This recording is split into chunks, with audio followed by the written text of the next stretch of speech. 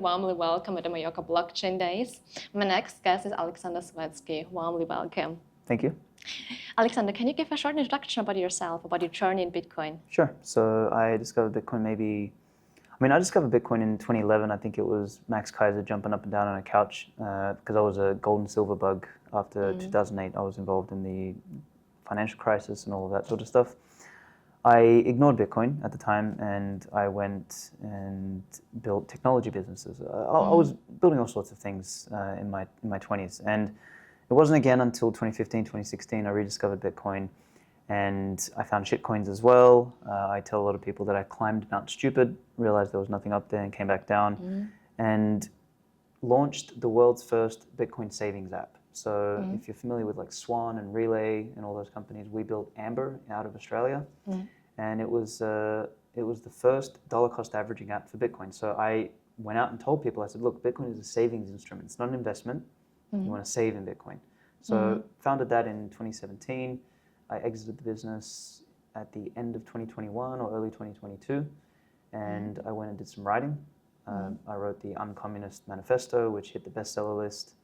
And then I felt the itch to go and build something new again. So I dabbled in the AI space a little bit. We built a Bitcoin language model, so like a ChatGPT. We called it Spirit of Satoshi. Yeah. We open sourced that about 6 months ago, and that's like free to the public. And for the last 6 months, me and the team, so we couldn't figure out how to monetize it. And a lot of the AI space is really just, honestly, it's fluffy bullshit. Like people aren't making any money. They're just like raising money and like burning it on GPU. Yeah. So we wanted to do something useful, and we had an idea of making an AI concierge for travelers. So something you could ask, hey, what can I do when I get to a new city? But we realized the interface wasn't right. And honestly, you can't really train a model to do that well. So we started developing like this concept of a directory for free cities and Bitcoin circular economies and all this sort of thing. And the more we dug, the more we discovered that Nostr can help us build something really unique here. So that's what I'm primarily working on now. Can you make a short explanation about Nostr for everyone who does not know about it? Sure. So the easiest way to think of it, I call it a social graph as a service, meaning Nostr is an identity protocol, but it's a rich identity protocol, meaning that you don't just own your identity by having a private key and a public key that people identify you as, but you can append metadata to the key pair. Things like who follows you, who you follow, your description, your profile, all this sort of stuff.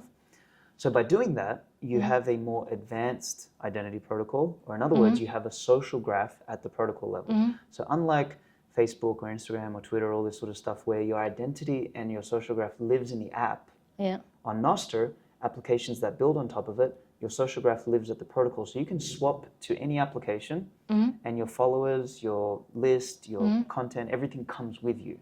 Oh, okay. Yeah. So that's the powerful thing about it. Now, I guess that's the first powerful thing about it. The second powerful thing is that it gives us a social graph. So you know how Instagram knows what you want before you even know, right? Yeah. Somehow. So it's because it can analyze who you're following, what you've liked, the content you've engaged with, the content you're staring at more often, all that sort of stuff. So if you could take that power and you could use it to build other applications, you can make everything else on the web relevant. So for us, we looked at travel. Travel at the moment is, it sucks these days. Like you go to TripAdvisor, if we look at the page for Mallorca on TripAdvisor, you're going to see the same information that I'm going to see. But we're different people. What if you like sushi and I like meat? Like, why are we seeing the same restaurant at the top? Like, it makes no sense, right? So all of these travel applications are static. Using Nostr, you could build a new kind of city page where when you visit Mallorca and I visit Mallorca, our social graphs influence what we see on the page. So if you like surfing and traveling and all this sort of stuff, and I like food and Bitcoin, whatever, when we both go to the Mallorca page, we should see different things on the page. It should be dynamic based on who we are, who we follow, and all that sort of stuff. So that, for me, like to sort of sum this up, is Nostr is a new social protocol or identity protocol, whatever the hell we want to call it. It's hard to even define, that you can build applications on. Most people are building Twitter-like applications because it's very early. That's the first thing they thought of. But now we are building more like a travel/Instagram application. So our mobile app is going to look and feel like Instagram. The desktop app is going to look and feel more like a dynamic TripAdvisor. You blend those together, you have something new. Other people will do different things. They'll build marketplaces, they'll build chat apps, they'll build all sorts of stuff, but it'll all be on Nostr and it'll all be interoperable. And the travel platform has already been realized, or when will be the launch date? So I don't have a specific launch date. I don't believe in specific launch dates. Yeah. When I build software, I like to build iteratively. So we announced it in Prague about a month ago at the BTC Prague conference. And we had a huge reception. Everyone loves the idea because it intuitively makes sense. It's like, hey, if I'm going somewhere, I want what I see to be kind of influenced by the people I know and follow. Because if you live in Mallorca and I come and visit, I'm going to ask you, where should I go? Like, I'm not going to just look on a random website. Like, I ask the people I trust. So that is me doing the social graph manually already. So we're just automating that with Nostr. So to answer your question, we announced it about a month ago. We're going to be developing it in time. I expect the mobile app to be ready by September, October, fingers crossed.